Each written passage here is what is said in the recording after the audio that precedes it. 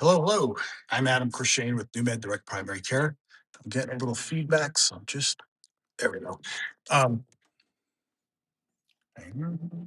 okay, so I just wanted to jump on real quick today and do a little bit of an introduction to what we're coming up with for 2026. For NuMed Direct Primary Care, I started it in 2018. The reason why I did, hopefully this won't take too long for you guys, but I started because I was so frustrated seeing how we were taking care of other people. It was just a disaster. And I was frustrated. I was seeing sick people getting sicker. And all we were doing was putting band aids on and trying to have them muddle by. So I stumbled across the model of direct primary care. And then I started it in 2018. And my goal was to have better primary care, which it does. All DPC does better primary care because it, at the fundamental level, includes time. And that's required in order to get to know someone and understand what they need. So we started it just as a better mode of primary care. And really soon after that, I started understanding for me, I called it the five pillars. To be a healthy person or to be a whole person, it requires, I would say, nutrition, physical activity, movement, sleep, rest, stress management, and then a sense of purpose. So I incorporated that. I still thought I was doing regular primary care, but I was taking a lot of time trying to get to know those answers with the individual. Soon after that, I think it was probably a year later, we started to incorporate functional medicine. And for that, we have to first talk about conventional medicine, which is Western medicine. What does that model do really well? And the answer is acute care. With that model, the fundamental question that's asked is what? What's wrong with you? So if you go into an emergency department and say, "What's wrong with me? I'm having chest pain." It's a wonderful system of algorithms, and it just goes on down, and then we take care of the emergency stuff. Or if you roll in and you say, "My right lower quadrant hurts," they say appendicitis. It's wonderful. Then someone comes in and they say, "What are you here for?" And they say, "High blood pressure." I say, "Oh, just do all these pills." And it's missing something because nobody gets better. The heart attack you can get better, the appendicitis can get better, but all the chronic things, they fail. Or they do good enough so that you don't die, but you still have the problem and you still have effects from it. So there's this idea of functional medicine. And functional medicine is asking the second question, which is, why do you have it? Is it genetic? Is it something you're eating or sleep or whatever? And to me, that's fascinating. My family, I want to know the why. So we started going down that road. And from there, I got certified in hormone therapies. I think that was 2019. So it was just this quest to keep doing more and more. And not to say I'm the hardest worker, the smartest person, but there was this drive to do better. How do I take better care of other humans? So we did that. And then soon after, we actually got involved a little bit with ketamine therapies, which is fascinating and just awe-inspiring for PTSD, anxiety, depression, all these things. So we were doing that. Then COVID hit, and that just final nail in the coffin, literally. But people were sick, hurt, dying, and we kept trying to say, "What?" I said, "Oh, COVID." I said, "What do we do?" First, no one knew. And then they said, "Well, we'll try this, we'll try that, we'll try that." And I was actually deployed at the time doing some telemedicine. And I had people at the office, but I was so sad. Honestly, I was just thinking how everyone was just so scared and getting sick and maimed, but nobody said who did well with COVID. And this isn't 100% or a zero. There's truth in the middle. So the answer was healthy people did pretty well with it, but nobody talked about being healthy. They just talked about what to do to treat the pain and the symptoms. So that was kind of odd. It's like another moment for me to say, wow, like I'm going to double down. We're aiming up the right track or the tree.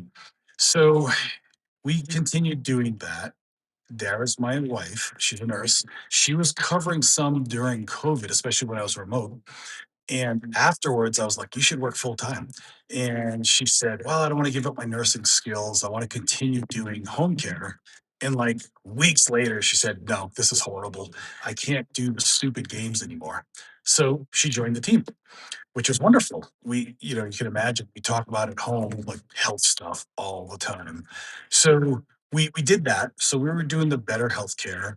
We were doing a little bit of functional leaning, some hormones, some ketamine things. And then just this past year, 2025, I said I need to do better. So I got an advanced certification in bioidentical hormone replacement therapy. And it is great. I really enjoy being able to take better care of people. But over this past year, I've questioned things and said, should I be opening up multiple offices? Should I be hiring a bunch of people? Should we offer programs for the rich and famous? And those things are kind of interesting, but not really. And what we ended up saying is that's not who we are. Who we are is direct, direct primary care. We take care of people and then try to navigate the space, whether they have to deal with insurance for medications or imaging or whatever. So, with that, we said, well, let's do this whole podcast series. And with it, I realized over the past, I guess it's 8 years, I've networked a lot. And there's been a lot of people related to my space of healthcare that are trying to do better. And it's wonderful. Like, I love the idea of having a community of like minded people that can get together, collaborate, and try to make the experience of being a human more enjoyable. So, a couple of other side notes, and my patients know this. I talk about this stuff all the time, but these are my little cheat codes. So, we are Homo sapiens. This version's been around for millions of years. We fine tuned it over the past 250,000 years. Wonderful. So we had to evolve to withstand hunger. So you can go weeks without food, no problem, easy. You can go days without water, pretty easy. You can walk great distances, almost more than any other animal. We've got these evolutionary cheat codes, so we can withstand just about anything. Our human brothers and sisters of different lines couldn't hack it. They're dead, gone. No more Neanderthals. Some people look like them, but whatever. Just kidding. So this evolutionary process made us so resilient that we could do anything. And now we live essentially in a land of plenty. Like, people have food, people have water. They might be malnourished, but nobody's. I was going to say nobody's starving, but that's not right.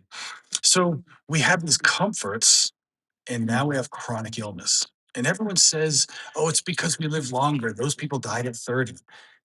There's a little bit of truth there, but we have ancient cultures with their 80 and 90-year-old wizened people still playing with the kids on the ground in a squat position. And if the tribe wants to move a couple miles or whatever, they walk it. They don't call an Uber. So we still have this innate ability, but we have to foster it. So I said the five pillars. Maybe I use this hand. The five pillars: nutrition. I think that's the hardest one, because what not to eat is easy. Just don't eat a bag of sugar. But what should I eat is this illusory thing where when we lived in a tribe, you knew what to eat. And now it's like, I don't know, should I eat tomatoes or should I have broccoli? And it depends. Sometimes we don't know. We have to do experiments. So there's nutrition and then physical activity. Most of us are sitting on our butt all day long, and our ancestors walked everywhere. And then at the end of that long day, they were tired, so they got some sleep and rest. Sleep disorders are, out the window. We got tons of that. Four, for stress management, I jokingly say, we say in our culture, if you're not stressed, you're not trying. So, but we should be stressed. Positive stress, that makes me go eat food. That's a good thing. Or I want to get from here to there, so I have to walk. But what I find for most of us now is we think 30 years down the road, am I going to whatever? And we live in this mental state of stress. And then the fifth one is sense of purpose. And with our ancestors, you knew you had a job in the tribe. And now there's a lot of lost people. And I am very comfortable saying that because I see people behind closed doors and they might look great. They have Instagram photos and travel and all this stuff, but everyone's got an issue. So I jokingly say to someone who's having a hard time, you're not that special. And I chuckle and I say, meaning everyone's in a similar boat, but some just cover it up and look easier doing it. So having said all that, I don't want to give up air conditioning or heat, but I also acknowledge that I don't want to live in a box. Like nature, kind of behind me, there's no straight lines in nature. But most of us work in a setting where you're in a box with LED lights, straight lines everywhere. And unconsciously, that weighs on the person because we were meant to see curvy things and colorful things. So that's some of the nudge as to why we do what we do. And having said that, I can't do it all, and I shouldn't. I'm not an acupuncturist, and I don't want to be, but it's fascinating for some of my people. So we network. We have chiropractors in the network. We have energy healers. These are all vital for the tribe. So there's a couple of things I was supposed to touch upon. So one is what does strong leadership look like in healthcare? And I think it's a little bit going against the grain. From a big healthcare sense, we have a mass of people. So when you're treating the herd, everyone gets the same plan, but it also needs to be individualized. I'm not the same as the other 99 people who might have an issue. I could be, but it requires a second look. So for leadership in healthcare, I think there has to be a tactical pause for the big leaders at some point soon that we can't just keep doing the same thing. Like, oh, we can have more measures. We'll measure if you had an A1C done this quarter, and if so, the practice gets a couple dollars. Like, but nobody said sit down and talk to the patient and figure out how to do it with nutrition and movement. So anyway, I'll move on from that one. Another one is why is education important for medical providers and patients? And that one I think is a great one because nobody knows it all. I don't. I've never met anybody. I think we would reach godlike status. So what we needed to learn is what's the latest and greatest. I think there's ancestral knowledge. So we need to go for a walk in the woods. We need to be outside and see the sky. But we also have to say we do live in boxes. And sometimes we need to look a little deeper. And maybe there's a new CAT scan of this part of the body that might give us a clue whether or not we treat aggressively or conservatively. For the patient, I'm a patient, and dear God, I can't stand going to medical appointments. Often it's a waste of time because nobody's listening. So I have concerns and I have some knowledge about something, but I'm going to that person to educate me and help me be better. So for education, we did a podcast a while back about AI in medicine. I think it's great. I'm not threatened by it. I don't think my patients looking up stuff threatens me. It gives them better ways to ask questions, and then we work together. So that's the education part. I'm not going to stop. I need to keep learning, and I need to relearn old stuff too. And then the last one is how does DPC create space, better care, connection, and outcomes? And as a start at a basic level, and I think we do more than that, but at a basic level, DPC equals more time. So if you go to an appointment, average appointment about 15 minutes, but they have to chart and do stuff. So face to face with a primary care is about 8 to 9 minutes. So if you have 8 minutes to talk about your life, good luck.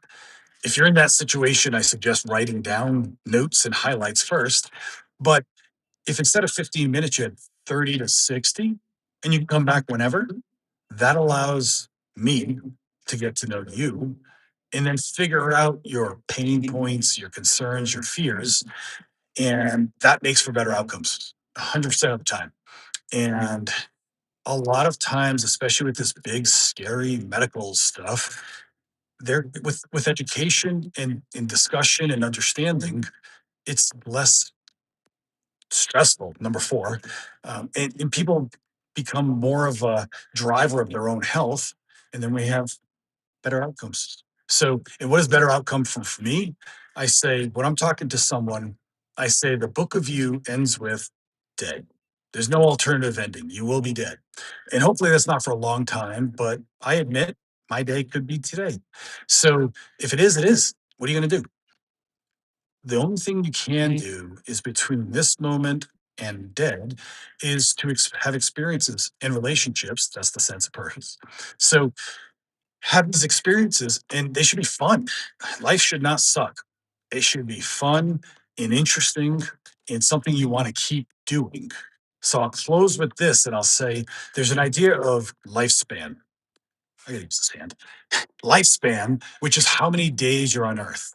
And then from there, we have health span, which is how many days are healthy, where you're fully functioning. And the average difference is about 10 years. So 10 years of suffering, and to me, that sounds terrifying. So I can't say that mine is going to line up perfectly, but for my book, I would love it to say Adam went for a walk one day. Next day, he was dead. Like, fantastic. That is awesome. So I encourage everybody to demand more, to ask more, to seek out those that are on a similar path of trying to do better.